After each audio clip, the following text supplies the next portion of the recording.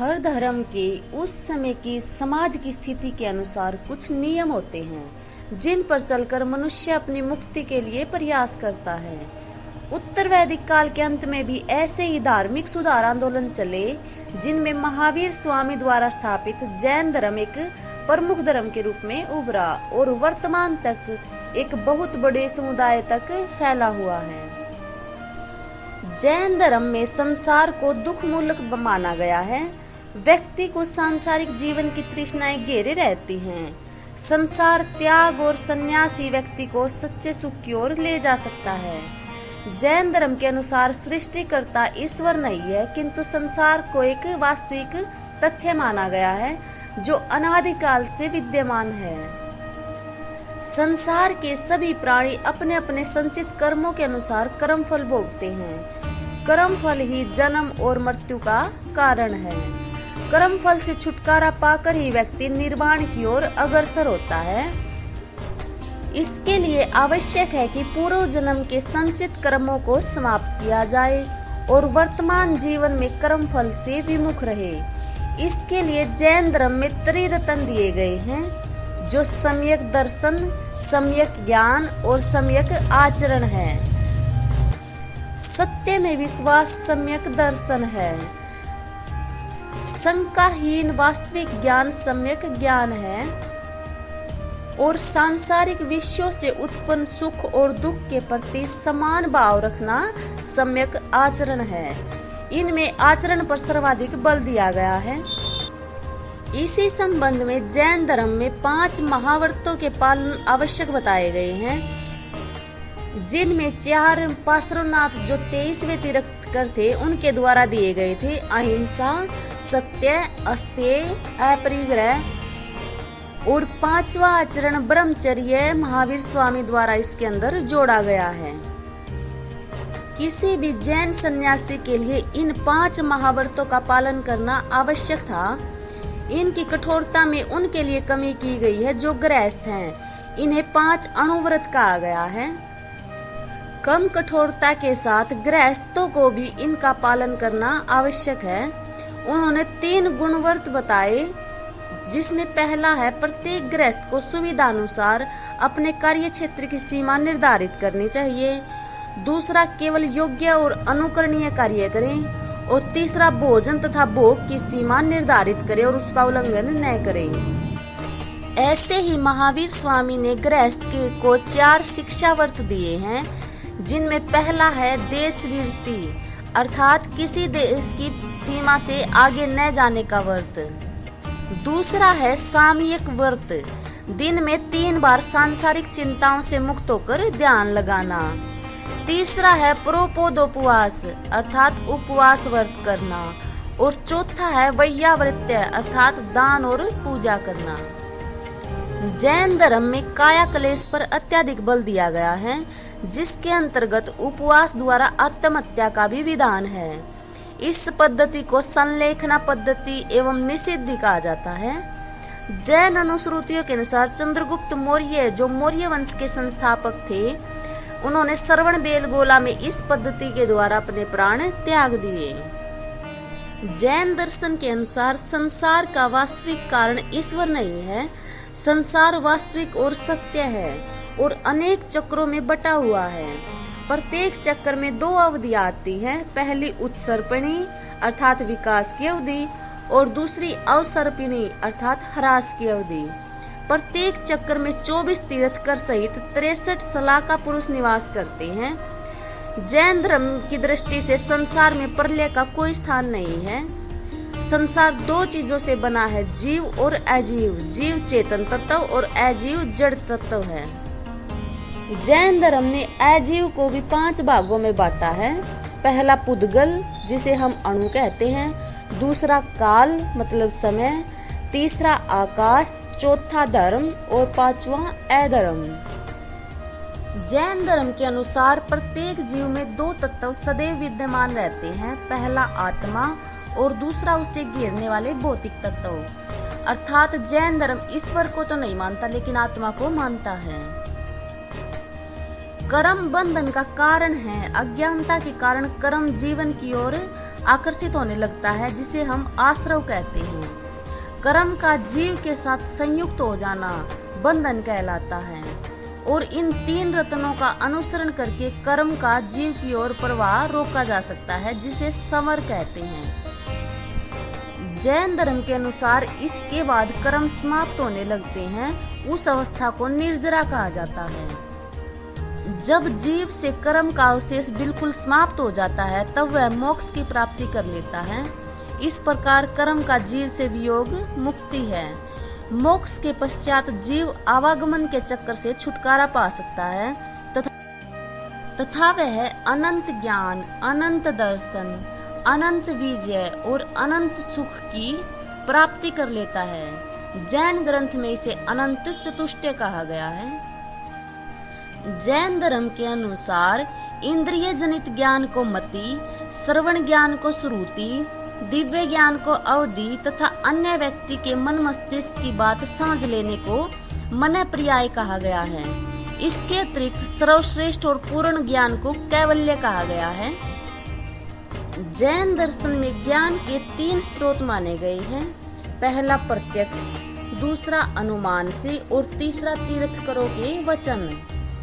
जैनों ने परम तत्व की व्याख्या के लिए सप्तभंग न्याय की कल्पना की गई है। दार्शनिकवाद की दृष्टि से इसे स्यादवाद कहा जाता है। इसके अनुसार दृष्टिकोण की भिन्नता के कारण हर ज्ञान 7 विभिन्न स्वरूपों में व्यक्त किया जाता है। पहला स्यात् अस्ति अर्थात शायद है। दूसरा स्यात् नास्ति अर्थात नहीं है। स्यात् अस्ति च नास्ति मतलब शायद है और नहीं है। चौथा स्यात् अव्यक्तम शायद कहा नहीं जा सकता। पांचवा स्यात् अस्ति च अव्यक्तम अर्थात शायद है किंतु कहा नहीं जा सकता। छठा है स्यात् नास्ति च अव्यक्तम च अर्थात शायद नहीं है और कहा नहीं जा सकता। और सातवां है स्यात् अस्ति च नास्ति च अव्यक्तम च शायद है, नहीं है और कहा नहीं जा सकता। इस सप्तभंगी ज्ञान को ही अनेकांतवाद भी कहते हैं, क्योंकि जैन धर्म कई आत्माओं में विश्वास करता है। स्यादवाद के अनुसार साधारण व्यक्ति एक बार में एक ही धर्म को जान सकता है, अतः इसके बारे में दिया गया कोई भी निरपेक्ष कथन सत्य नहीं होता। अतः उससे पहले स्यात् लगा देना चाहिए। स्यात् का मतलब है शायद, हो सकता है। महावीर स्वामी ने क्रियमाणकृत सिद्धांत दिया, अर्थात कार्य करते ही पूरा हो जाता है। इसी कारण उसका मतभेद उनके जमाता जमाली से हुआ। जमाली के अनुसार कार्य पूरा होने के बाद ही पूरा माना जाता है, जिसे बहुरतवाद कहा जाता है। जैन धर्म में दूसरा विद्रोह जमाली के 2 वर्ष बाद तीसगुप्त ने किया था। चंद्रगुप्त मौर्य के समय में मगध क्षेत्र में अकाल पड़ गया था। इस समय जैन संप्रदाय के प्रमुख भद्रबाहु थे। भद्रबाहु अपने अनुयायियों के साथ दक्षिण भारत चले गए और स्थूलभद्र अपने अनुयायियों के साथ मगध में ही रुके रहे और उन्हें श्वेत वस्त्र धारण करना प्रारंभ कर दिया। इसी कारण उन्हें श्वेतांबर कहलाए और जो भद्रबाहु थे वे दिगंबर कहलाए, क्योंकि वे वस्त्र धारण नहीं करते थे। इसी कारण उत्तर भारत में जो स्थूलभद्र रहे वहां पर श्वेतांबर संप्रदाय प्रमुख रहा और जहां भद्रबाहु गए दक्षिण भारत में वहां दिगंबर संप्रदाय प्रमुख रहा। श्वेतांबर में जो मूर्तियां बनाई जाती थी वह भी वस्त्र धारण करती थी, लेकिन दिगंबर में नग्न मूर्ति का प्रावधान है। श्वेतांबर का मानना है कि स्त्रियों के लिए भी मोक्ष संभव है, लेकिन दिगंबर ऐसा नहीं मानते। श्वेतांबर केवल्य के बाद भोजन में विश्वास करते हैं, परंतु दिगंबर भोजन की आवश्यकता महसूस नहीं करते। श्वेतांबर परंपरा के अनुसार महावीर ने यशोदा से विवाह किया, जिससे प्रियदर्शना नामक पुत्री हुई, लेकिन दिगंबर महावीर को अविवाहित मानते हैं। श्वेतांबर में मल्लीनाथ को स्त्री माना गया है। ये जैन धर्म के 19वें तीर्थंकर थे, वहीं दिगंबर मल्लीनाथ को पुरुष मानते हैं। आगे चलकर ये दोनों संप्रदाय भी कई संप्रदायों में बट गए। श्वेतांबर संप्रदाय 2 संप्रदायों में बट गया। पहला था पुजेरा या डेरावासी। इन्हें मंदिर मार्गी भी कहते थे। ये जैन तीर्थंकरों की पूजा करते थे। और दूसरे थे स्थानकवासी। वे मूर्ति पूजा नहीं करते थे, केवल जैन सिद्धांतों का पालन करते थे। दिगंबर संप्रदाय 3 संप्रदायों में बटा। पहला 20 पंथी, ये भैरव की मूर्तियों को भी रखते थे अपने तीर्थंकरों के साथ मंदिरों में। दूसरे 13 पंथी, ये केवल जैन मूर्तियों की पूजा करते थे। और तीसरे थे समैया पंथी या तारण पंथी, ये केवल जैन सिद्धांतों का पालन करते थे।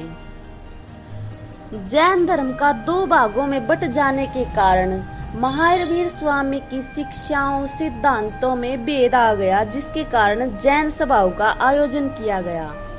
पहली जैन सभा 4वीं शताब्दी ईस्वी पूर्व पाटलिपुत्र में की, जिसका अध्यक्षता स्थूलभद्र ने की। इस सभा में जैन धर्म के 12 अंगों का निर्माण किया गया, किंतु भद्रबाहु के अनुयायियों ने इसमें भाग नहीं लिया। ऐसी ही दूसरी जैन सभा का आयोजन किया गया 526 ईस्वी पूर्व वल्लभी में किया। इसकी अध्यक्षता देवरिदिगण समासरवण ने की। और इसी समय जैन साहित्य 12 अंग, 12 उपांग, 10 प्रकीर्ण, 6 छेद सूत्र, 4 मूल सूत्र एवं अनुयोग सूत्र का संकलन किया गया। पाटलिपुत्र की जो पहली सभा हुई थी, उसके बाद महावीर स्वामी की मृत्यु के 840 वर्षों के बाद अर्थात 372 ईस्वी में एक सभा का आयोजन किया गया था, जिसमें पहली आर्य स्किंदिल की अध्यक्षता में मथुरा में और दूसरी नागार्जुन सूरी की अध्यक्षता में वल्लभी में की। लेकिन 2 स्थानों पर स्वतंत्र रूप से सभा आयोजित होने के कारण धर्म ग्रंथों में विभेद आ गया। इस विभेद का निवारण द्वितीय जैन सभा का आयोजन देवरिदि समासरवण की अध्यक्षता में किया गया, जिसमें इस विभेद का निवारण किया गया। जैन धर्म के 12 अंगों में जैनों के सिद्धांत, नियमों आदि का संकलन किया गया है, जिसमें आचरांग सूत्र, सूत्र कृदंक, सनांग, व्यायामांग, भगवती सूत्र, ज्ञान धर्म कथा, उवासक दशाओं आदि जैसे अंग हैं। दूसरा है 12 उपांग। इनमें ब्रह्मांड का वर्णन, प्राणियों का वर्गीकरण, खगोल विद्या, काल विभाजन, मरणोत्तर जीवन का उल्लेख है। तीसरे हैं 10 प्रकीर्ण। ये प्रमुख ग्रंथ परिशिष्ट के रूप में हैं, जो विधि विषयक हैं। अगले हैं 6 छेद सूत्र, जिनमें जैन भिक्षु और भिक्षुणियों के नियमों का वर्णन है। 4 मूल सूत्रों में जैन धर्म के उपदेश, भिक्षुओं के कर्तव्य और विहार के जीवन का वर्णन किया गया है। और अनुयोग सूत्र में भिक्षुओं के लिए आचरणीय बातें लिखी गई हैं। ऐसे ही और भी जैन ग्रंथ हैं, जैसे नायाधम कहा, कल्प सूत्र जो भद्रबाहु द्वारा लिखा गया है, परिशिष्ट परव जो हेमचंद्र द्वारा लिखा गया है, तत्वार्थिगम सूत्र, न्यायावतार, द्रव्य संग्रह, शादवाद मंजरी, प्रभा कमल, मार्तंड। महावीर स्वामी की मूर्तियां खड़ी हुई और बैठी हुई 2 मुद्राओं में हैं। जो खड़ी हुई मुद्रा में है, उनके हाथ घुटनों तक हैं, जिन्हें हम अजानुबाहु कहते हैं। सबसे पहले ये कनिष्क के काल में मथुरा शैली में बनाई गई थी। इनकी प्रमुख विशेषता त्रिभुजाकार आकृति और कमल का फूल बना होना है। इस प्रकार जैन धर्म ने अपने सिद्धांतों को उपनिषदों से ग्रहण किया है। इन्होंने आत्मा को माना है, परंतु ईश्वर को नकार दिया है। इन्होंने तीर्थंकर को ईश्वर से ऊपर रखा है। इन्होंने कठोरता पूर्वक जीवन जीने का कहा गया है। इस प्रकार हम कह सकते हैं कि आज से 2500 वर्ष पहले जो जैन धर्म आया था, वो आज भी काफी बड़े समुदाय पर उसका प्रभाव और वर्चस्व स्थापित है।